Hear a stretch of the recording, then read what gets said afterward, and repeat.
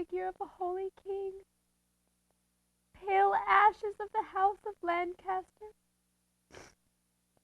Thou bloodless remnant of that royal blood, hear the lamentations of poor Anne, wife to thy slaughtered son, stabbed by the same hand that made your wounds.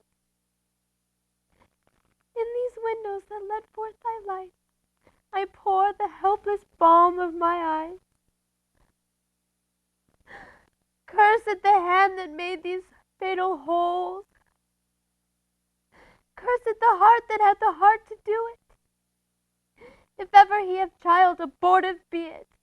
If ever he have wife, let her be made as miserable by the life of him as I am made by the death of thee. What black magician conjures up this fiend? Foul devil, for God's sake, hints and trouble us not, for thou hast made thy happy earth thy hell. Sweet saint, for charity be not so cursed.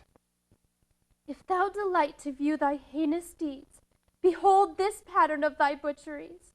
Lady, you know no rules of charity, which renders good for bad, blessings for curses.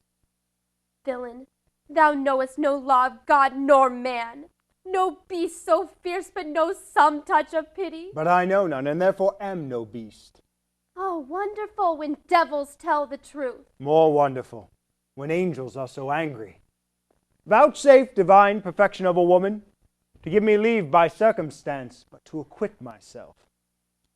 Vouchsafe, diffused infection of a man, for these known evils, but to give me leave by circumstance to curse thy cursed self. Fairer than tongue can name thee, let me have some patient leisure to excuse myself. Fouler than heart can think thee, thou canst make no excuse current but to hang thyself. By such despairing I should accuse myself. And by despairing shouldst thou stand excused for doing worthy vengeance upon thyself, which didst unworthy slaughter upon others? Say that I slew them not. Why, then they are not dead, but dead they are, and devilish slave by thee. I did not kill your husband. Then he is alive. Nay, he is dead, and slain by Edward's hand. In thy foul throat thou liest. Queen Margaret saw thy murderous sword smoking in his blood. I was provoked by her slanderous tongue, which laid their guilt upon my guiltless shoulders. Thou wast provoked by thy bloody mind, which never dreamt on aught but butcheries. Didst thou not kill this king? I grant ye. Dost grant me, hedgehog? Then God grant me too, thou mayest be damned for that wicked deed. Oh, he was gentle, mild, and virtuous. The fitter for the King of heaven that hath him. He is in heaven, where thou shalt never come. Let him thank me then that holp to send me thither, for he was fitter for that place than earth. And thou would fit for any place but hell. Yes, one place else, if you will hear me name it. Some dungeon. Your bedchamber. Ill rest betide any chamber where thou liest. So will it, madam, until I lie with you. I hope so. I know so. Gentle Lady Anne, let us leave this keen encounter of wits and fall somewhat into a slower method. Is not the causer of the timeless deaths of these Plantagenets, Henry and Edward, as blameful as the executioner? Thou art the cause and most accursed effect. Your beauty was the cause of that effect. Your beauty, which did haunt me in my sleep, to make me undertake the death of all the world, so that I might live 1 hour in your sweet bosom. If I thought that, I tell thee homicide. These nails should rend that beauty from these cheeks. These eyes could not endure that sweet beauty's rack. You should not smear it if I stood by. As all the world is cheered by the sun, so I by that. 'Tis my day, my life. Black night o'ershade thy day, and death thy life. Curse not thyself, fair creature, for thou art both. I would I were to be revenged on thee. 'Tis a quarrel most unnatural to be revenged on him that loveth thee. 'Tis a quarrel just and reasonable to be revenged on him that slew my husband. He that bereft thee, lady, of thy husband, did so to help thee to a better husband. His better doth not breathe upon the earth. He lives that loves thee better than he could. Name him. Plantagenet. Why, that was he. The same name, but one of a better nature. Where is he? Here.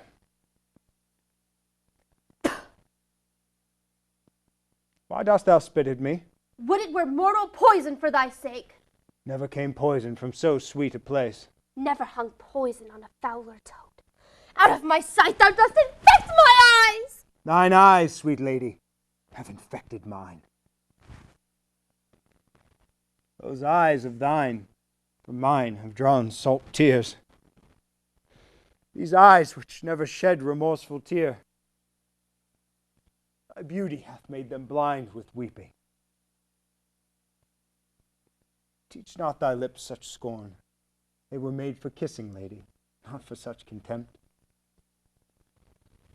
If thy revengeful heart cannot forgive, here I lend thee this sharp-pointed sword, and humbly beg death upon my knee. Nay, do not pause. 'Twas I that killed King Henry, but 'twas thy beauty that provoked me. Nay now, dispatch. 'Twas I that stabbed young Edward, but 'twas thy heavenly face that set me on. Take up the dagger, or take up me. Arise, dissembler. Though I wish thy death, I will not be the executioner. Then bid me kill myself, and I will do it. I have already. That was in thy rage. Speak it again. And even at the word, this hand which for thy love did kill thy love, would for thy love kill a far truer love. To both their deaths shalt thou be accessory. I would I knew thy heart. 'Tis figured in my tongue. I fear me both are false. And never was man true. Well, put up your sword. Say then, my peace is made. That shall you know hereafter. But shall I live in hope? All men, I hope, live so. Vouchsafe to wear this ring. To take is not to give. See how this ring encompasseth thy finger. So thy breast encompasseth my heart. Wear them both, for both, sweet lady, are thine.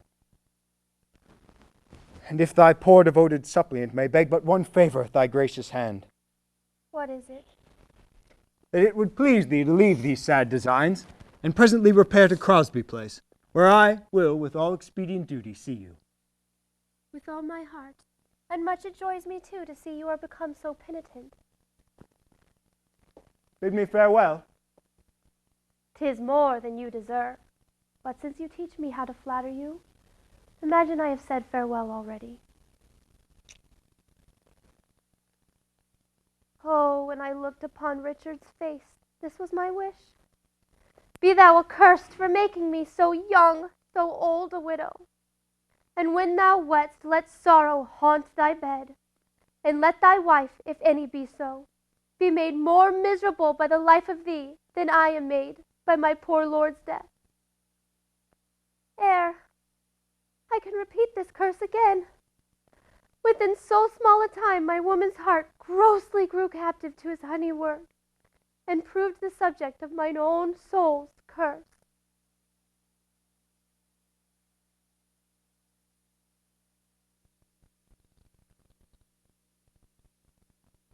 Was ever woman in this humour wooed? Was ever woman in this humour won? I'll have her. I'll not keep her long. What? I that killed her husband and his father, to find her in her heart's extremest hate, with curses in her mouth, tears in her eyes, the bleeding witness of my hatred by, and yet to win her, all the world to nothing. Ha! Upon my life she finds, although I cannot, myself to be a marvellous proper man. Therefore, I'll entertain a score or two of tailors to study fashions to adorn my body. But first, I'll turn yon fellow in his grave, and then return, lamenting to my love. Shine down, fair sun, till I have bought a glass, that I may see my shadow as I pass. Hail, Richard! Long live King Richard!